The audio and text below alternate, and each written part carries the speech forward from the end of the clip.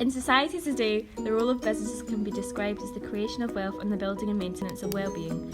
The drive for success and competitive advantage has always been the central aims for business, however it's becoming more and more about responsible contribution. Today we'll be focusing on 7 important topics in the business world. Corporate social responsibility is an ethical approach to running a business. It embraces responsibility and means taking into account the economic, environmental and social impacts and the benefits that these considerations create for consumers, employees, communities and other stakeholders. Ben & Jerry's, for instance, uses only fair trade ingredients and has developed a sustainability programme for dairy farms in its home state, while Tom's Shoes donates a pair of shoes to a child in need for every pair a customer purchases.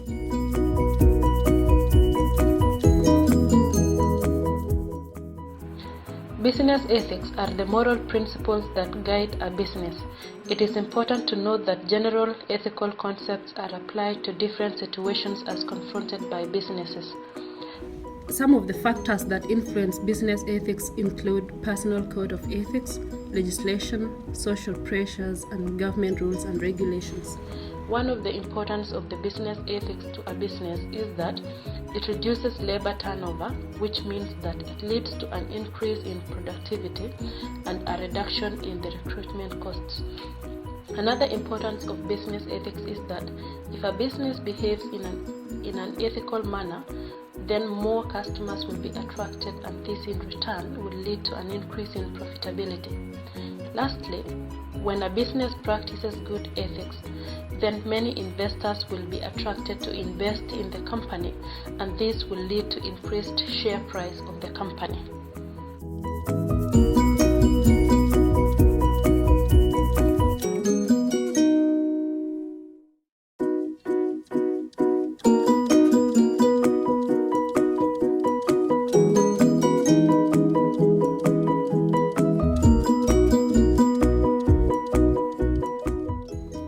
Stakeholders play a large role in the way a business functions. A stakeholder can be a single person or a group of people that operate inside or outside of the business. A stakeholder holds an interest in whether the company is successful or not, as they can be directly affected by a business and its actions. They can also influence the decisions a business makes. Examples include employees, competitors, and customers. A way for businesses to prioritise their stakeholders is by using the stakeholder power interest matrix.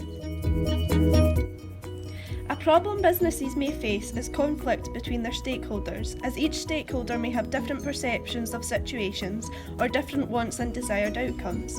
It may be hard to find a decision that will please all stakeholders, as each has a different amount of power over decision making.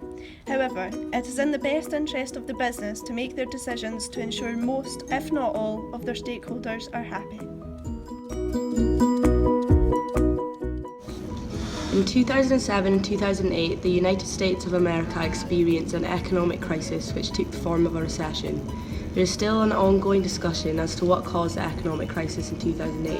Was it economic issues or management issues? One economic issue which impacted the crisis in 2008 was the collapse of the Lehman Brothers, which was a global investment bank and the 4th largest investment bank in America. To push up house prices in America, the bank started lending more money for people to purchase houses or take out mortgages, although in the long run this caused debts to occur and made it hard for them to be repaid. This then led to the risk of banks becoming bankrupt. Banks then had to stop lending money and face the fear of not being paid back after the crisis. This led to a shrinking economy, which the banks tried to improve by cutting interest rates to encourage borrowing.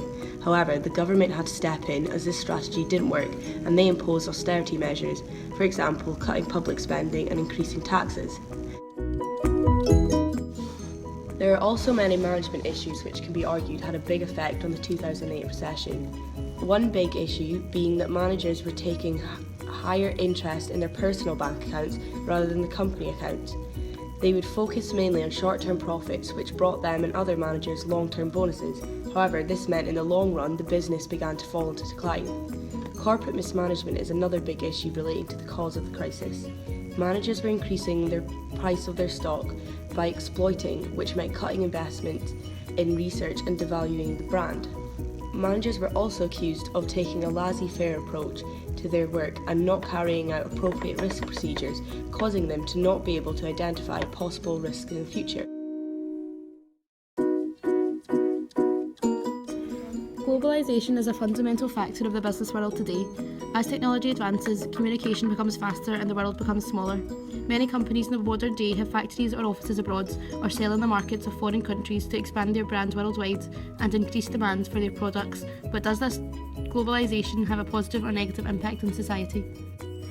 Many argue that globalisation creates many job opportunities in developing countries, allowing those living in poverty to earn money to live on. However, it has been proven that many companies are taking advantage of this cheap labour by providing very poor working conditions in the form of sweatshops with very little wages. An example of a company exploiting cheap labour is Primark, who had very young children in India working in their sweatshops for as little as 60 pence per day. Globalisation can be praised for encouraging trade and creating larger markets for trades, allowing companies to have access to cheap raw materials. Cultural globalisation is causing uniformity instead of unity. A bold statement this may be, however, there is proof in our everyday lives. Mickey Mouse was designed by Walt Disney in the States and yet can be bought on t-shirts in stores and supermarkets in countries all over the world. Starbucks, also an American brand, and yet can be found in the majority of cities across Europe and beyond. Tom G. Palmer described globalisation as leading to a homogenised global culture, one in which life in Brazil approaches being indistinguishable from life in Bavaria. McDonald's has restaurants in 119 countries in 2013. Where are they heading next?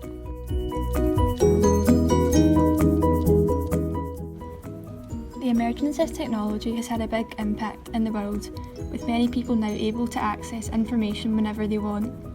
The smartphone has been a revelation in the business world, with companies now able to communicate instantly, while also reaching millions of customers using a social media platform. Containers on ships are also a technology that has emerged, which is effective as they have reduced the losses of goods from damage and theft, while also shortening shipping time. Although there are many benefits of technology, there are also several risks. In the last year, many phones have been recalled due to being unsafe, with a Samsung phone exploding, leading to an evacuation of a plane. Containers and ships also have an element of risk. In 2002, in the English Channel, 2 ships sank after a collision, resulting in millions of pounds of luxury cars lost. It is important that technology is managed effectively. Although it is extremely important, it cannot be the only thing that is relied upon. It is important that adequate quality control and health and safety tests are undertaken to prevent further dangers. Negotiations play an important role within society and how businesses operate. This is because business deals and trading just won't happen without negotiations. One of the main obstacles in negotiations is when one party fails to compromise with other parties and the mutual agreement fails to settle. Further obstacles in negotiations are when certain sides want a bigger piece of the pie, and this can lead to them being greedy and argumentative and going as far as damaging working relationships. In negotiations, some parties can leave feeling that they have just been cheated out of a fair deal if the other party rush into settling for anything that has been offered, as they can show that they are maybe coming better off with this deal and the party has just come across as weak, which again can damage working relationships. In an ideal situation within negotiations, both parties should benefit from a fair deal and it should be a win-win situation for both parties. However, the reality of it is some parties are better negotiators than others and may come out on top in coming up with an agreement. Negotiations are tricky and a lot can end in arguments and not deals being made. This is because each party is too stubborn to compromise and fail to see the other side of the arguments.